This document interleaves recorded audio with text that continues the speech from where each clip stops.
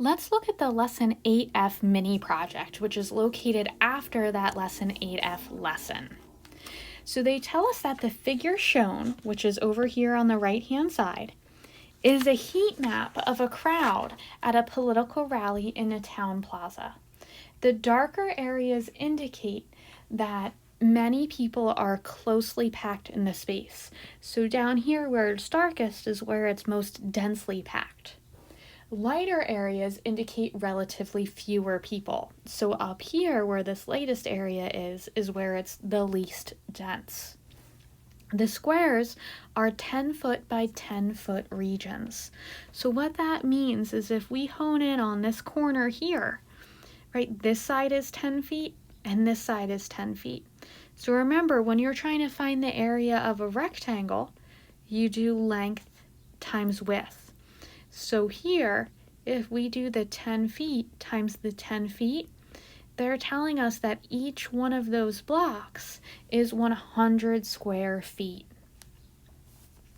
So you're going to play 3 roles in this project. For the first one, you're the media director for the candidate who is speaking at the rally.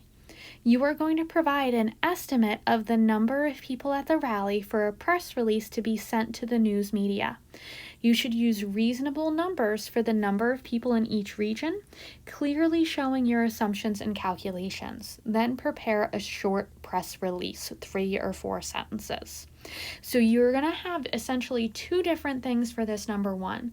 You're going to need to show all of your calculations for it, and then you're going to need a 3 to 4 sentence summary of what you would release to the general public. So if you look at this, notice that there's 4 different areas of density.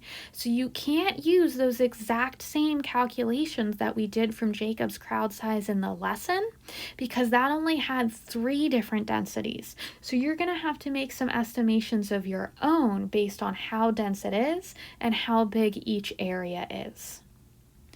If you look at number 2, it says you are the media director for the opposition party.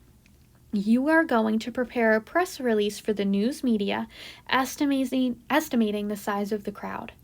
You should use reasonable numbers for the number of people in each region, clearly showing your assumptions and calculations. Then prepare a short press release. So here you're actually asked to do the same exact thing. But I want to point out in number 1, they tell you you are the media director for the candidate. And for number 2, they tell you you're the media director for the opposition party. So if you think about in our lesson, right, we said the performer might want to overestimate where the city might want to underestimate, right, be on the high range or the low range. So you need to think about that here as well. Which one of these, the candidate or the opposition party, would want the estimates to be on the high side? And which one of these, the candidate or the opposition party, would want the estimates to be on the low side? Then lastly, for number 3, they tell us that you are the political reporter for the local newspaper, but you were unable to attend the rally. Using the 2 press releases you received, write a news article reporting on the size of the crowd. You should include some numerical support for statements, but not include a lot of detailed calculations. So for this one, you might not be doing a whole lot of calculations on your own, but you're thinking if all you got were the 3 or 4 sentences for number 1 and the 3 or 4 sentences from number 2, and you had to write an article about it, what conclusions would you come to, right? You probably wouldn't trust one or the other. You need to consider them both and come to your own impartial conclusion.